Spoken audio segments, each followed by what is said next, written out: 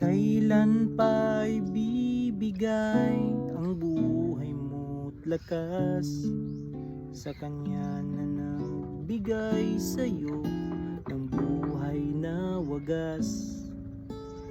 Ang pangalan niyang banal kailan ihahayag? Kung hindi ngayon, kailan pa? Kung ang araw mo'y lilipas na, magawa mo pa kayang siya'y paglingkuran?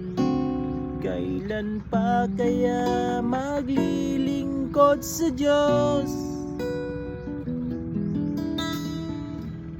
Kung hindi ngayon, kailan pa?